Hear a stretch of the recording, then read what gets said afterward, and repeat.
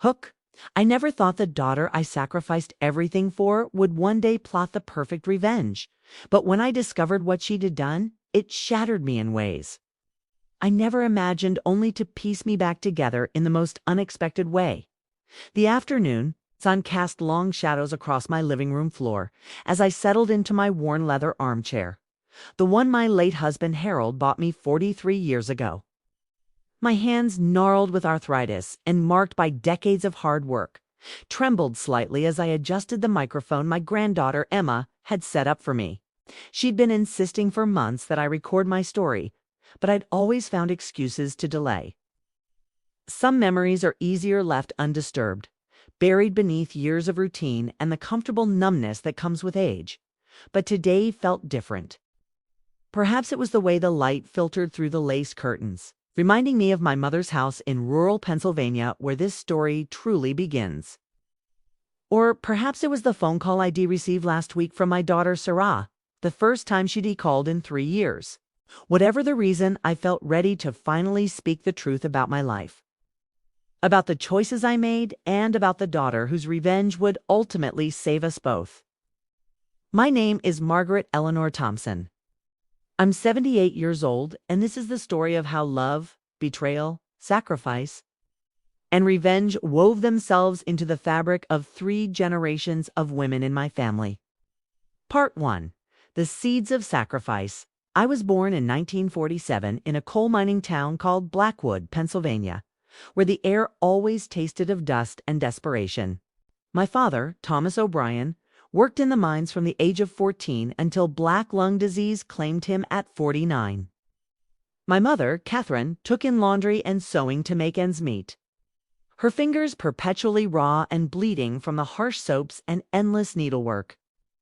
We were poor in the way that grinds people down to their very bones. Not the romantic poverty you see in movies, where everyone is cheerful despite their circumstances. Ours was the kind of poverty that made children go to bed hungry, that made mothers cry silently into their pillows at night, that made fathers drink away their shame and fear. I had 2 older brothers, Patrick and James, and a younger sister, Colleen. Patrick died in the mines when I was 12, crushed in a cave-in that also took 11 other men from our town. James left for the war in Vietnam and never came back. Not physically, anyway. He returned to us a ghost, haunted by things he could never speak about, and hanged himself in our barn 3 years after coming home. By the time I was 17, I understood that escape was the only form of survival available to people like us. I watched my mother age 20 years in 5. Watched my father cough up his lungs piece by piece. Watched my brothers die in different ways, but with the same inevitable outcome. I made a vow to myself. I would not end up like them. I would claw my way out of Blackwood if it killed me. The opportunity came in the form of Harold Thompson, a businessman from Philadelphia who'd come to Blackwood to evaluate whether his company should invest in the struggling mining operations. He was 15 years older than me, refined, educated, and everything Blackwood wasn't. He wore suits that cost more than my father earned in 6 months. He spoke with an accent that suggested country clubs and debutante balls. When he asked me to dinner at the only restaurant in town that had tablecloths, I said yes without hesitation. When he asked me to marry him 3 months later, I said yes again, even though I didn't love him. Love seemed like a luxury I couldn't afford. Harold offered me a life, a real life away from the coal dust and the dying. My mother cried when I told her about the engagement. "Maggie," she said, gripping my hands with her work-roughened fingers, "are you sure? Marriage without love is a cold bed to lie in for the rest of your life." "Mama," I replied, "I've been cold my whole life. At least this cold will come with a warm house and food in my belly." She slapped me then, the only time she ever raised a hand to me. The sting of it shocked us both. "Don't you dare let this place make you cynical," she whispered fiercely. "Don't you dare let it kill the soft parts of you. Those soft parts are what make us human, Maggie. Without them, we're just machines that eat and sleep and eventually break down." I didn't understand what she meant then. It would take me 40 years and losing almost everything to finally comprehend the wisdom in her words. Harold and I married in the spring of 1965. The wedding was small, my family could unafford anything grand. And Harold's family made it clear they disapproved of his choice of bride. I could see the disdain in their eyes as they looked at me, at my homemade dress and my mother's borrowed shoes. I was too poor, too uneducated, to Pennsylvania coal country for their Philadelphia mainline sensibilities. But Harold, for all his faults, stood by me that day. He held my hand through the ceremony and whispered, "Let them think what they want. You're going to prove them all wrong." And I did try. God, how I tried. We moved into a beautiful home in Bryn Mawr, a place so far removed from Blackwood it might as well have been on another planet. I threw myself into becoming the perfect wife for a man of Harold's standing. I took etiquette classes, studied art and literature, learned to host dinner parties, and make small talk about subjects I'd never encountered growing up. I erased my Pennsylvania accent, softened my rough edges, transformed myself into Margaret Thompson's society wife. Harold's business thrived. He was brilliant at what he did, commercial real estate development, and his company grew rapidly throughout the late 1960s and into the 1970s. We had money, status, a beautiful home. We had everything except the one thing I'd started to desperately want, a child. For years, we tried. Month after month of hope, followed by crushing disappointment. I saw specialist after specialist, endured test after humiliating test. The diagnosis was always the same: unexplained infertility.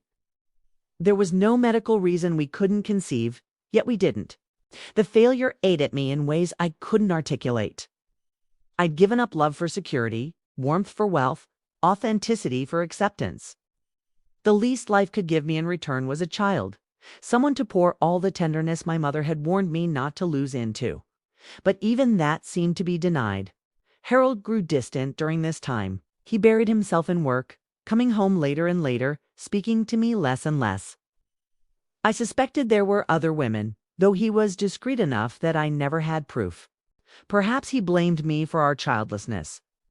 Perhaps he'd simply grown bored with the project of transforming me into someone worthy of his world. I fell into a deep depression. I'd wake up in our beautiful bedroom, surrounded by fine furniture and expensive linens, and feel absolutely nothing.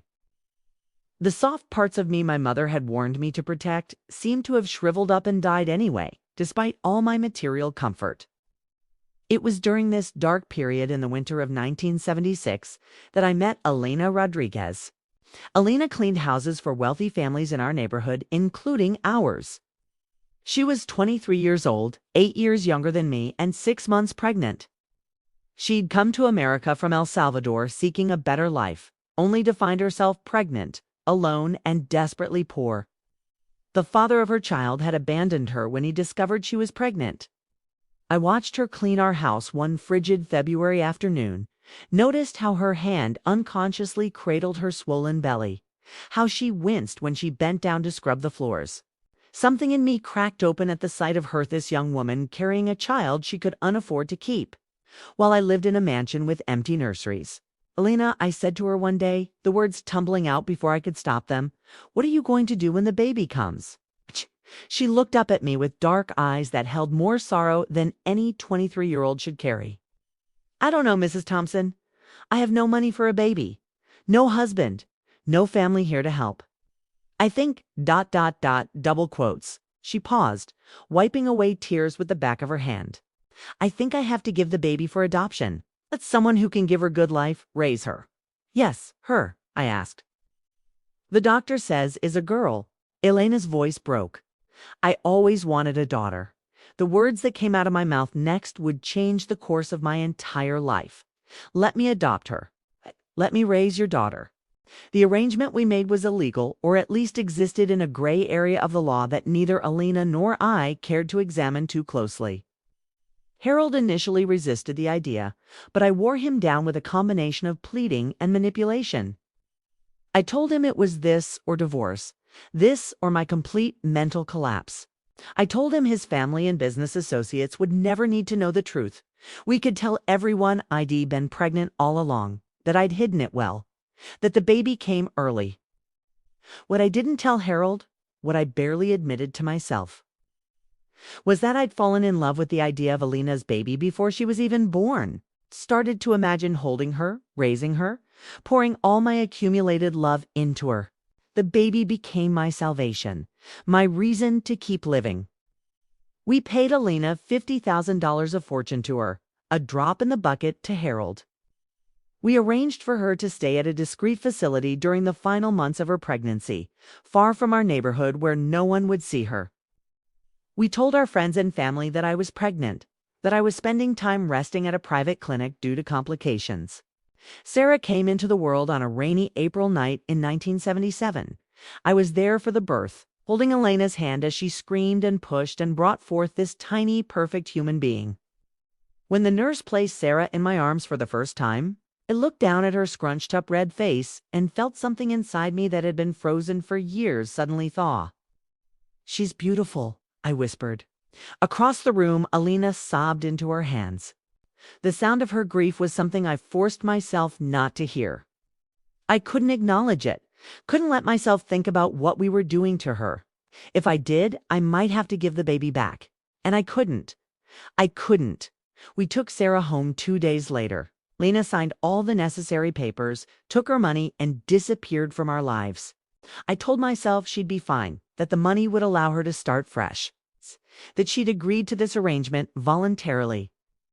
I told myself many lies in those days, whatever I needed to believe to justify what I'd done. For the first time since leaving Blackwood, I felt truly happy. Sarah was everything I'd dreamed of and more. She was a calm baby, rarely fussy, with dark eyes that seemed to take in everything around her with quiet intelligence. I spent hours just watching her sleep, marveling at the miracle of her existence. Harold, too, seemed to soften with Sarah's arrival. He came home earlier, played with her in the evenings, carried her around on his shoulders. For a brief golden period, we were something approximating a real family. But children have a way of revealing the cracks in their parents' foundations. As Sarah grew from baby to toddler to young child, she developed a sensitivity that was almost supernatural. She could sense tension in a room before anyone spoke. She knew when I was sad, even when I smiled. She seemed to carry some knowledge in her bones that she didn't quite belong to us, though we never told her the truth about her origins. "Mama," she asked me once when she was 5 years old, "why don't I look like you?" My heart stopped. Sarah had inherited Elena's thick black hair and golden brown skin, so different from my pale complexion and light brown hair. We'd always told people she took after Harold's grandmother, who'd had darker coloring, but Sarah was smart enough to see through the lie. "You look like the most beautiful parts of both of us," I said, pulling her onto my lap. "You're special, Sarah, so special." She studied my face with those unnervingly intelligent eyes. "I am different," she said. It wasn't a question. "We're all different, sweetheart. That's what makes us interesting." She seemed to accept this answer, but I could see her filing it away, adding it to some internal catalog of things that didn't quite add up about her life.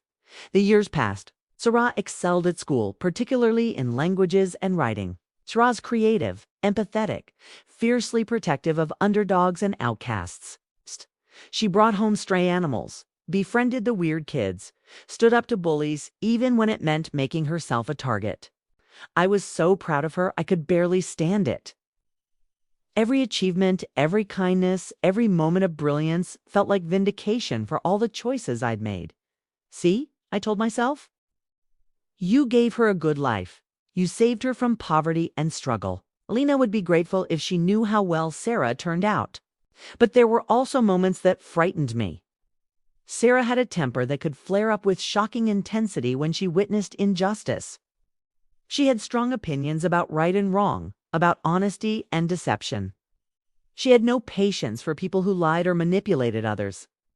"People should always tell the truth," she declared at age 12 after a classmate had been caught cheating on a test. "Lies hurt everyone, even the person telling them." I remember how my stomach clenched at her words, how I had to look away from her penetrating gaze. Harold died when Sarah was 15. Heart attack at the office, sudden and massive. He was gone before the ambulance arrived. Sarah took it hard. She and Harold had been close, bonding over their shared love of buildings and architecture. She'd planned to become an architect like him, to design structures that would outlast them both. His death revealed a truth I'd been too comfortable to see. Harold had been having an affair for over a decade with his assistant, Patricia. She showed up at his funeral wearing black and pearls, crying as if she had the right. Some of Harold's colleagues looked between Patricia and me with barely concealed pity, clearly having known about the affair all along. The humiliation was crushing, but worse was watching Sarah piece together the reality of her parents' marriage. She saw Patricia, understood what her presence meant, looked at me with a mixture of pity and disgust that cut deeper than any knife. "You knew," she said to me after the funeral, her voice cold. "You knew about her and you stayed anyway. Why? Why would you do that to yourself? It's complicated, Sarah. Marriage is complicated." "No," she said, her eyes blazing. "It's not complicated. He disrespected you and you let him. You taught me to stand up for myself, to never let anyone treat me as less than I'm worth. But you didn't follow your own advice. I did what I thought was best for our family," I said weakly. "You did what was easiest," she shot back. "There's a difference." She wasn't wrong, but I couldn't admit it then. Instead, I got angry, defensive, and angry in the way people do when forced to confront uncomfortable truths about themselves. We fought terribly that night, said things we couldn't take back. Sarah called me a hypocrite and a coward. I called her judgmental and naive. She didn't speak to me for 2 weeks afterward, and even when we reconciled, something had fundamentally shifted between us. She'd lost respect for me, and we both knew it. Part 3. The unraveling. The years following Harold's death were challenging. He'd left us financially secure but not wealthy. The business had to be sold to cover debts I had known existed. And Patricia filed a lawsuit claiming Harold had promised to leave her something in his will. We settled out of court, losing a substantial portion of the estate in the process. Sarah went away to college at Columbia University in New York City, studying architecture as she'd always planned. She came home rarely, and when she did, our interactions were polite but distant. She'd built walls between us that I didn't know how to scale. I tried to rebuild my life. I volunteered at hospitals, joined book clubs, traveled with widow friends to places I'd always wanted to see. But nothing filled the hollow place inside me where Sarah's love used to live. I'd sacrificed so much to have her, to raise her, and now she was slipping away from me like sand through my fingers. It was during her senior year of college that everything came crashing down. Sarah called me on a Tuesday evening in March. Her voice sounded strange, too calm, too controlled. "Mom," she said, "I need you to tell me the truth about something." My heart began to race. "What is it, honey? Am I adopted?" The question hung in the air between us like a guillotine blade. I opened my mouth, but no sound came out. The silence stretched on too long, and that silence was its own answer. "How did you—" I finally managed. "I needed my birth certificate for my passport application," she said, her voice shaking now. "The one you gave me was fake.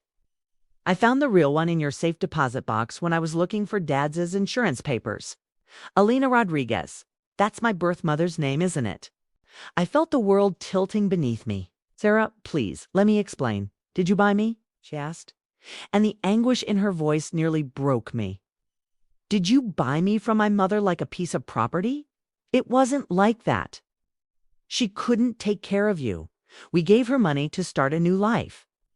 We saved you from poverty, and you stole me," she screamed, her composure finally shattering. "You stole me from my mother, and you've been lying to me my entire life. Every day, every conversation, every moment of my childhood was built on a lie. We loved you. We gave you everything. Everything except the truth."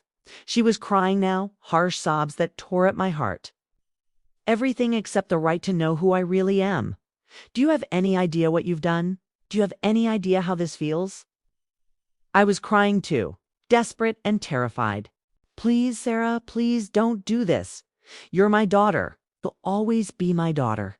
Biology doesn't matter, it matters to me," she shouted. "And you know what matters even more? That you looked me in the eye every single day of my life and lied to me. When I asked you why I didn't look like you, when I felt different, when I knew something was wrong, you lied. You're no different from Dad and Patricia.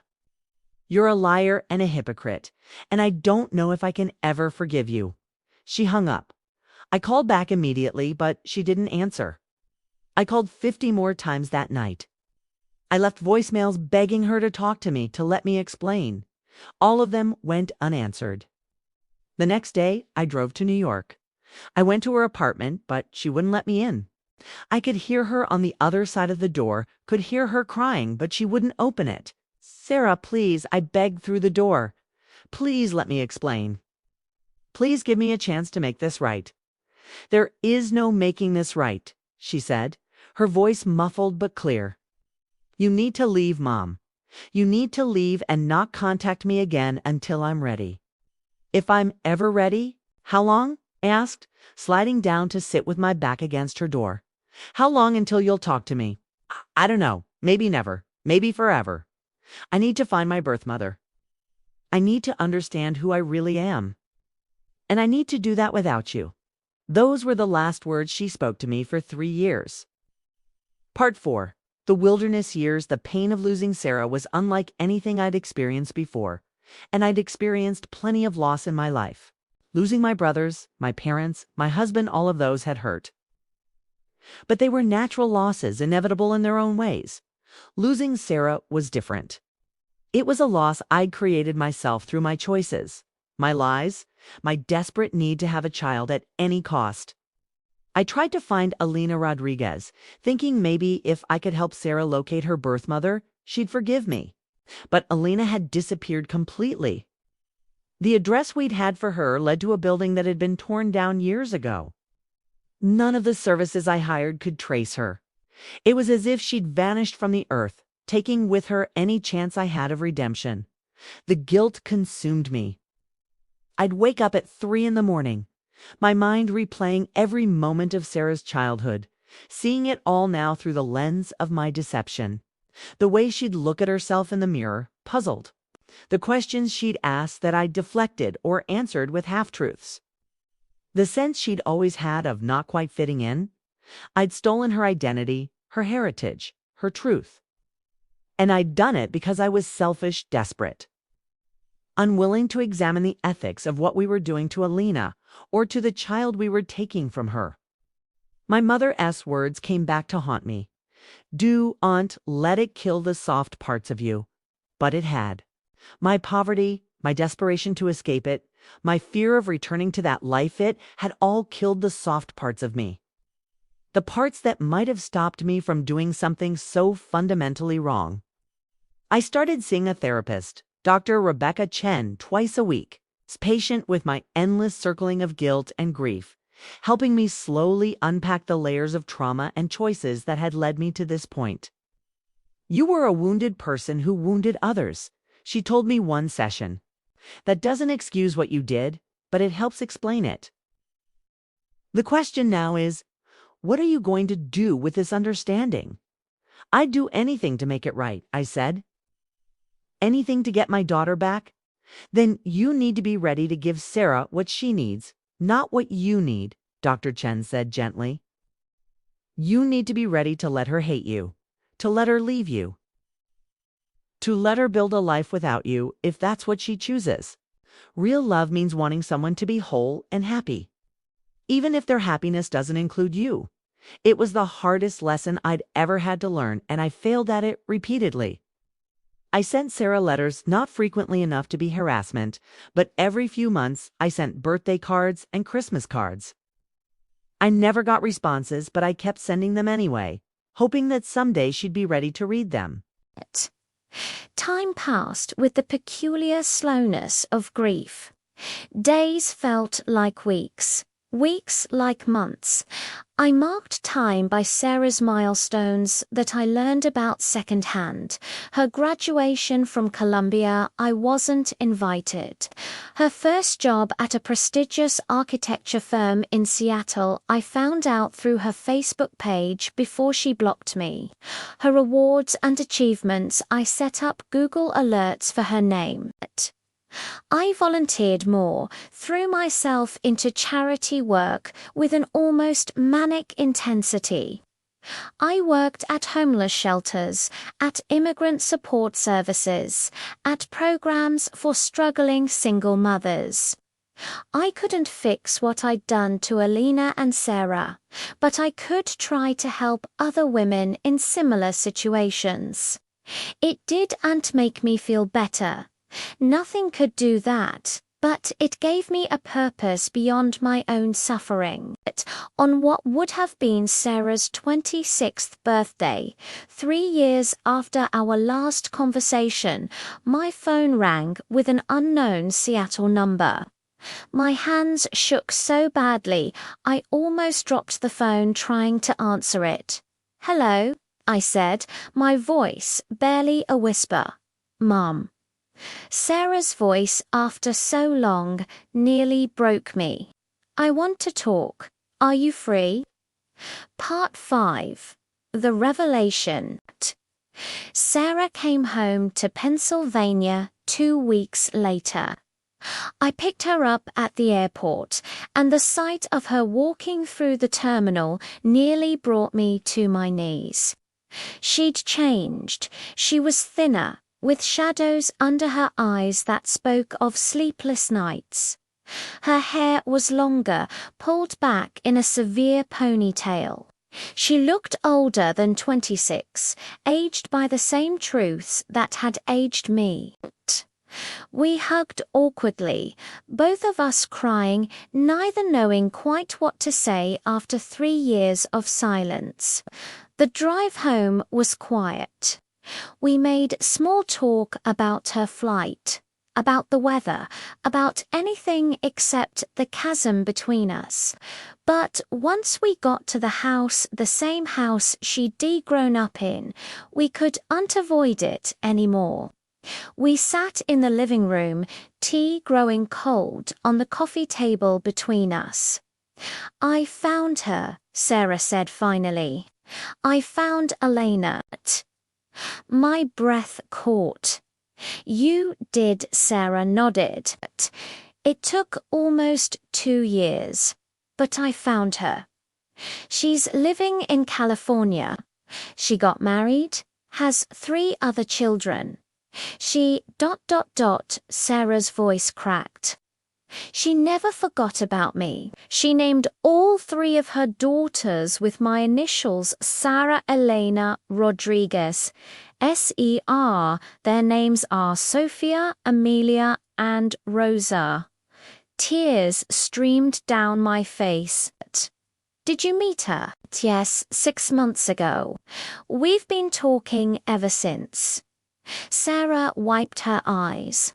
"She told me everything, Mum, about how desperate she was, about how you approached her, about the money, about how she cried every night for years after giving me up, about how the money helped her get back on her feet, but how it never felt like enough to compensate for losing me. I'm so sorry," I whispered. "I'm so sorry." "She forgives you," Sarah said, and I looked up in shock. That's what she told me. She said she was young and desperate, and you were hurting and desperate, and that desperate people make terrible choices sometimes. She said she understood why you did what you did, even if it was wrong. How can she forgive me when I can't forgive myself? Because she's spent 26 years dealing with what happened, just like you have. Because she's built a life and found peace, and holding on to anger would only poison that peace. Sarah leaned forward. But here's the thing, Mum. I'm not there yet. I'm not at forgiveness yet. I might never be. And I need you to be okay with that. I am, I said quickly. I'll accept whatever you can give me, whatever relationship you're willing to have, even if it's nothing. I just want you to be happy, Sarah. That's all I've ever wanted. That's not all you ever wanted, she said, and there was an edge to her voice now. You wanted a daughter because you were in pain, and you thought having a child would fix that pain. But children aren't bandages. Mum, we're not here to heal our parents' wounds. The words hit like physical blows, but I couldn't argue with them. She was right. You're right, I admitted. I was selfish. I thought about what I needed, what I wanted, and I didn't think enough about you or Alina or the long-term consequences. I can't change that. I can only tell you that loving your using youth, that was real. Whatever else was wrong about how you came to me, my love for you was always real. Sarah was quiet for a long moment. Then she said, I came here to tell you something, to show you something. Actually, it's the reason I've been able to even consider having a relationship with you again. She pulled out her phone and opened a folder of photos.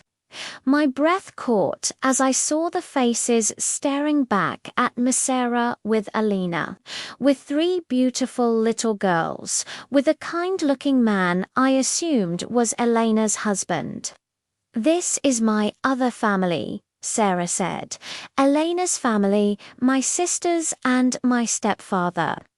I've been spending time with them, getting to know them, learning about my heritage, my culture, the parts of myself that I never understood before.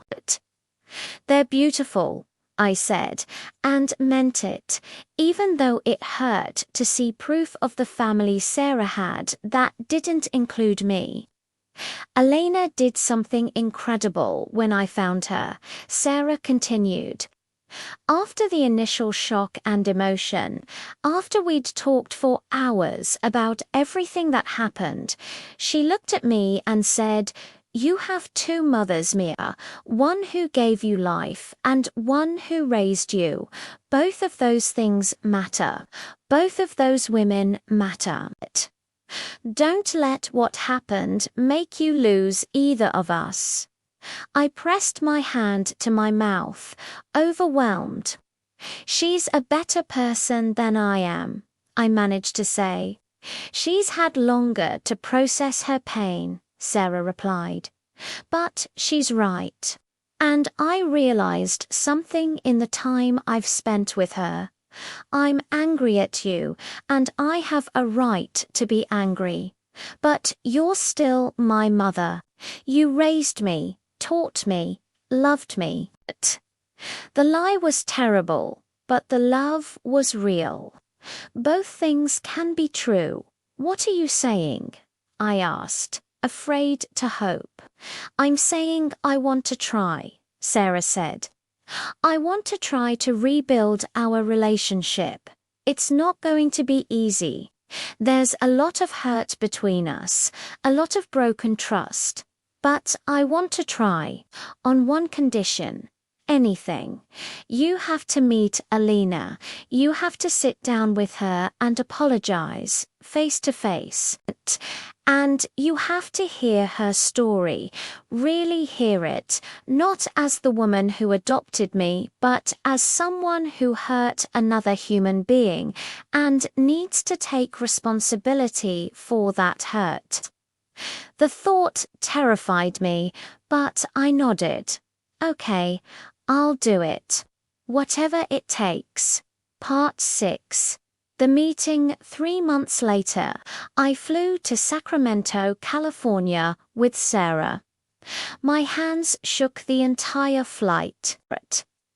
I'd rehearsed what I wanted to say 1,000 times, but every word felt inadequate to the enormity of what I'd done. Elena's house was modest but lovely, filled with warmth and the chaos of family life. Children's drawings covered the refrigerator. Family photos lined the walls. It was clear this was a home built on love. Alina answered the door herself. She was 50 now, her dark hair streaked with gray laugh lines around her eyes. She was beautiful in a way that had nothing to do with physical appearance. There was a groundedness to her, a peace that I envied. "Margaret," she said, and her voice was warm. "Come in. Thank you for coming." We sat in her living room. Her husband, Carlos, brought us coffee and then discreetly left us alone. Sarah sat between us, a bridge between two mothers. "I don't know how to begin," I said, my voice shaking. "I've thought about this moment for so long, but now that I'm here, I do know how to put into words how deeply sorry I am for what I did to you." Alina listened quietly as I spoke. I told her everything about my childhood in Blackwood, about my desperation to escape poverty, about my infertility and depression, about how I'd convinced myself that taking Sarah was saving her rather than stealing her. I told her about the sleepless nights, the guilt, the way my lies had poisoned my relationship with my daughter. When I finished, my face was wet with tears. Alina reached across and took my hand. "Margaret," she said gently, "I forgave you years ago. Do you know why?"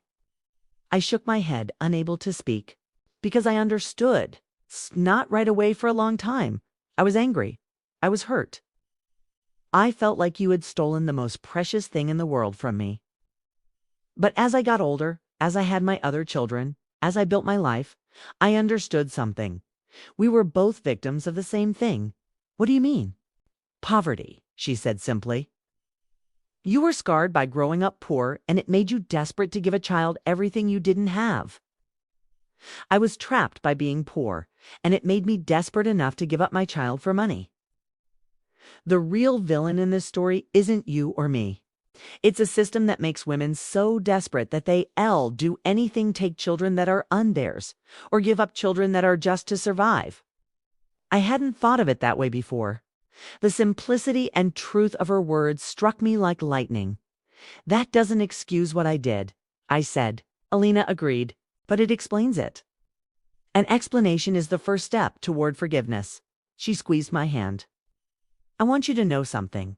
Sarah is an amazing person. She's kind, talented, passionate about justice. You raised her well, Margaret. Whatever else happened, you gave her a good life. You loved her well." "Thank you," I whispered. "That means more than you know." "But," Alina continued, and her voice became firmer, "she deserved the truth. All children deserve to know where they come from. That was wrong, Margaret.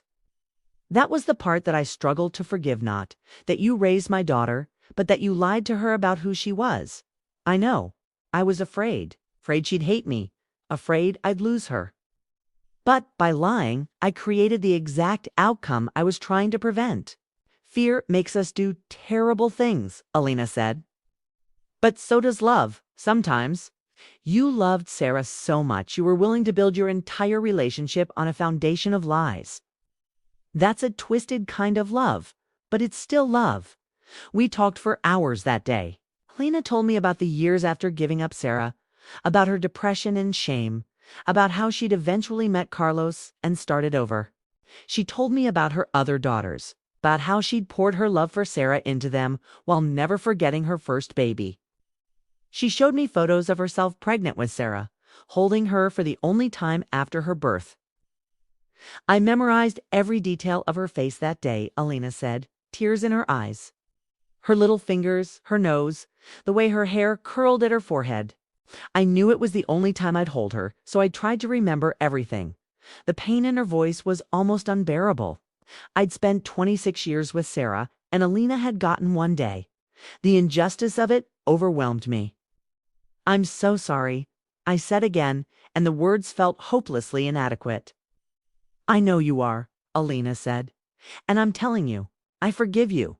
We can't change the past, Margaret, but we can decide what we do with the present. Sarah has room in her heart for both of us. Let's not make her choose. Before I left that day, Alina pulled me into a hug. Thank you for loving my daughter, she whispered in my ear. Thank you for taking care of her when I couldn't. That generosity, that grace, broke something inside me that had been holding tight for decades. I sobbed in her arms, this woman I'd wronged so deeply, while she comforted me like a child. Part 7. The long road back. The meeting with Alina was a turning point, but it wasn't a magic solution. Rebuilding my relationship with Sarah was slow, painful work. It started with phone calls once a week, gradually increasing to twice a week, then more. We talked about surface things at first: her job, my volunteer work, books we'd read, movies we'd seen. Slowly, carefully, we began to talk about harder things. Sarah told me about how lonely she'd felt growing up, always sensing she was different but not knowing why. She told me about the identity crisis she'd experienced after learning the truth, how she'd felt like her entire life had been a lie. She told me about the therapy she'd needed, the relationships that had suffered because she could untrust anyone after discovering how completely ID deceived her. Each revelation was a knife to my heart, but I listened. I didn't defend myself or make excuses. I just listened and apologized and tried to sit with the weight of what I'd done. I told her things too. Things I'd never shared with anyone. About my childhood in Blackwood, about watching my brothers die, about the poverty that had scarred me so deeply I'd made terrible choices to escape it, about my loveless marriage, about the affair, about how empty I'd felt before she came into my life. You should have gotten therapy, Sarah said. You should have dealt with your trauma instead of trying to fix it by adopting me. You're right, I agreed. I should have, but mental health wasn't something people talked about back then. I didn't even understand I had trauma. I just thought I was tough, a survivor. I didn't realize how damaged I was. That's sad, Mom, Sarah said, and for the first time in years, I heard compassion in her voice. I'm sorry you went through all that. You deserved better than what your childhood gave you. So did you? I said. You deserved parents who were honest with you. I'm sorry I couldn't be that parent. Little by little, conversation by conversation, we stitched our relationship back together. It wasn't the same as it had been. That innocent trust was gone forever. But it was real in a way it hadn't been before. We were finally being honest with each other, seeing each other clearly, flaws and all. A year after my meeting with Alina, Sarah called me with news. She was pregnant. She and her partner, Michael, a kind man I'd met briefly twice, were expecting a baby girl. I want you to be in her life, Sarah said. I want my daughter to know her grandmother. But I need some promises from you first. Anything, I said. No more lies, ever, about anything. Even small things. If my daughter asks you a question, you give her the truth, age appropriate but honest. Can you promise me that? I promise. And I want her to know Alina, too. She'll have 3 grandmothers, you, Alina, and Michael's mother. I want her to grow up knowing all of us, understanding her full heritage and history. Can you handle that? The old Margaret, the one who'd adopted Sarah out of desperation and possessiveness, might have struggled with sharing her granddaughter with Alina. But the new Margaret, the one who'd been humbled and broken and rebuilt, understood what Sarah was really asking. Could I love without possessing? Could I be generous instead of grasping? I can handle that, I said. I want that. Your daughter should know all the people who love her. Emma was born on a crisp October morning. I was there along with Alina, Michael's parents, and Sarah's 3 half-sisters. We crowded into the hospital room, this patchwork family bound together by love and complicated history. When Sarah placed Emma in my arms, I looked down at this tiny, perfect creature and felt something shift inside me. This was love without desperation, love without fear, love that didn't need to possess to be real. Hello, sweet girl, I whispered. I'm your Grandma Maggie, going to tell you the truth always. I'm going to love you without trying to own you. I'm going to do better by you than I did by your mama. Across the room, Alina caught my eye and smiled. There was understanding in that smile, and forgiveness, and a shared commitment to this child who connected us all. Part 8. Understanding Revenge. Emma was 6 months old when I finally understood what Sarah had been doing all along. We were at Elena's house for what had become a monthly gathering of our extended, complicated family. Sarah, Michael, Elena, Carlos, the 3 younger girls, Emma, and me all together. Eating Elena's incredible cooking and playing with the baby. I was watching Sarah and Elena laugh together over something on Elena's phone when it hit me. This was the revenge. This had always been the revenge. Sarah could have cut me out of her life completely. She could have refused to ever speak to me again, denied me access to my granddaughter, made me pay for my lies with absolute exile. That would have been justified, and it would have destroyed me. But she didn't do that. Instead, she done something far more sophisticated and devastating. She forced me to confront exactly what I done by making me share space with Elena, by making me watch the relationship between Elena and Sarah grow, by making me face Elena's grace and forgiveness, and see, by contrast, how selfish I'd been. She'd made me sit in my guilt and discomfort, not as punishment, but as education. She'd made me grow, change, become better. And in doing so, she'd given me back a relationship with her, but on her terms, built on truth instead of lies. It was revenge, but it was also redemption. It was justice tempered with mercy. It was the most perfect revenge I could imagine, not destruction, but transformation. That night, after everyone else had left, Sarah and I sat on Elena's porch while Emma slept in her carrier between us. "I know what you did," I said quietly. Sarah looked at me, her expression unreadable. "What did I do?" "The revenge." This, I gestured around us. All of this. Making me face Elena, making me share you and Emma with her, making me watch you build a relationship with your birth mother. It's revenge, isn't it? For the lies, for stealing your identity, for everything. Sarah was quiet for a long moment. Then she said, "At first, maybe it was. When I first found Elena, when I was still so angry at you, I thought about cutting you off completely. I thought about making you feel the loss that Elena felt when she gave me up. I wanted you to hurt the way you'd made me hurt. I would have deserved it, maybe," Sarah said. But then Elena said something that changed my perspective. She said, hurt people, but healed people, heal people. Which do you want to be?" And I realized I had a choice. I could destroy you to make myself feel better. Or I could do something harder. I could make you better, by forcing me to face what I'd done. By showing you what love actually looks like, Sarah corrected. Real love, not the possessive kind. Elena loves me, but she doesn't need to own me. She's happy to share me with you because her love is secure. I wanted you to see that, to learn from her. To become the kind of person who could love like that. Have I? I asked, almost afraid of the answer. Have I changed? Sarah looked at me for a long moment, then reached over and took my hand. "Yes, Mom, you have. You're not the same woman who bought a baby out of desperation. You're not even the same woman who lied for 26 years to protect herself. You've done the work, you've faced your demons. You've become someone I can trust again." Tears streamed down my face. "Thank you," I whispered. "Thank you for not giving up on me. Thank you for forcing me to become better. Thank you for being willing to change," Sarah replied.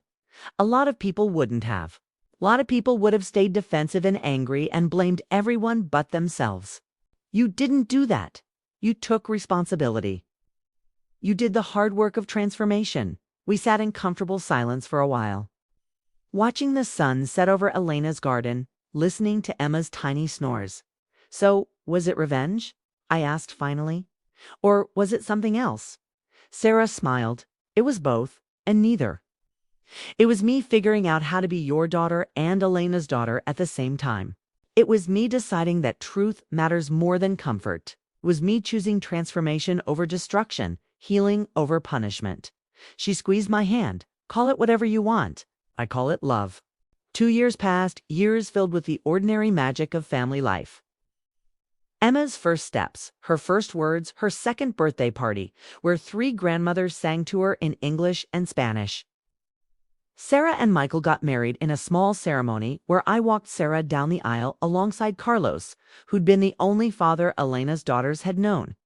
It was unconventional, but then, so were we. I continued my therapy with Dr. Chen, processing layers of trauma and guilt I hadn't even known existed. I worked through my childhood in Blackwood, my loveless marriage, my desperate adoption of Sarah. I learned about attachment trauma, about poverty trauma, about how hurt people, just as Elena had said. But I also learned about resilience, about how it's never too late to change, about how facing our worst mistakes can make us into our best selves. Elena and I developed an unlikely friendship. We talked on the phone weekly, swapped recipes, shared stories about Sarah and Emma.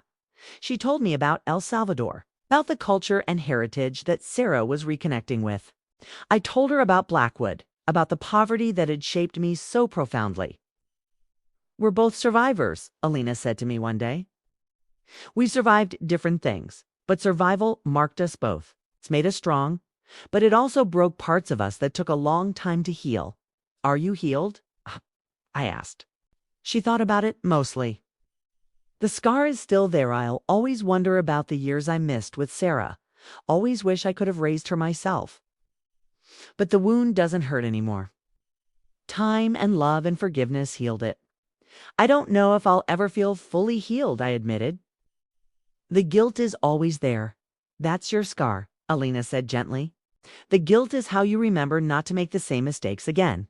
But don't let it stop you from living, Margaret. Do unlet it stop you from accepting the love that Sarah and Emma want to give you. Her wisdom never ceased to amaze me. This woman I'd wronged so deeply kept teaching me how to be better, kept offering me grace I didn't deserve. She was the hero of this story, I realized. Not me, not even Sarah Elena, with her capacity for forgiveness and her generous heart, was the hero.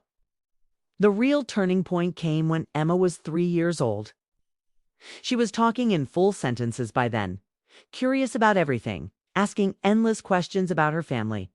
One evening, while I was babysitting her, she looked up at me with Sarah's intelligent eyes and asked, "Grandma Maggie, why do I have 3 grandmas when my friends only have 2? My heart stopped. Sarah had said no more lies, that I should tell Emma the truth appropriately. But how do you explain this complicated story to a 3-year-old? I took a deep breath. "Well, sweetheart, your mama was born in one family but grew up in another family. So you have Grandma Elena, who gave birth to your mama, and you have me, who raised your mama.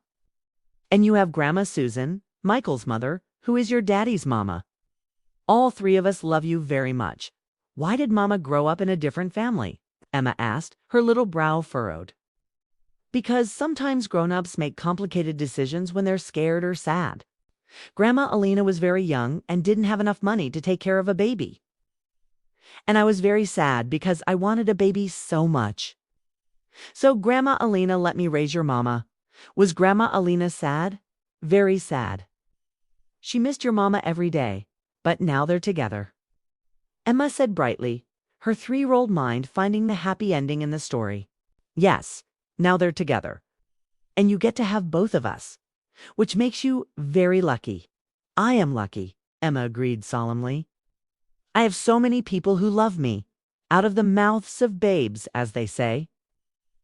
Emma had distilled our entire complicated story into its essential truth: love. Despite all the pain and mistakes and lies, we'd ended up here, in this place of love and truth and messy, beautiful family. When Sarah came to pick up Emma that evening, I told her about the conversation. "How do you feel about it?" Sarah asked. Was it hard to tell her? It was terrifying, I admitted, but also freeing. No more secrets, no more lies. Just the truth, as simple as I could make it. Sarah smiled. "See, you're learning. I'm trying. I'll spend the rest of my life trying." "That's all any of us can do," Sarah said, pulling me into a hug. "Keep trying, keep growing, keep being honest." Part 10. The final lesson: I'm 78 years old now, and I've learned that life doesn't offer neat resolutions. There's no moment where everything is fixed, where all the damage is undone, where we can pretend the hard parts never happened. But there are moments of grace, moments when the people we've wronged offer us forgiveness we don't deserve, moments when our children are wiser than we ever were, moments when we realize that transformation is possible at any age, if we're brave enough to face our mistakes and do the work of changing. Emma is 5 now, in kindergarten, drawing pictures of her family that include 3 grandmothers, 4 grandfathers. Elena's father is still living, her parents, and her 3 aunties. Her teacher initially thought there must be some mistakes. Surely this family tree was wrong. Until Sarah explained our complicated history. Families come in all shapes, Sarah told the teacher. Ours is more of a polygon than a tree, but it works for us. Sarah is thriving in her career. Designing affordable housing, a choice influenced, she told me, by both my childhood in Blackwood and Elena's early struggles with poverty. She's making sure other people do you and have to make desperate choices because they can't afford safe places to live. Michael is a teacher, patient and kind, everything a father should be. He's never judged me for my past, never made me feel like less than family. He calls me mom, and I call him son, and we mean it. Elena's 3 other daughters have become like granddaughters to me. They call me Tia Margaretante, Margaret, a title that honors our connection while respecting that Elena is their mother. I attend their school plays, their graduations, their quinceañeras. I've learned to make pupusas and speak basic Spanish.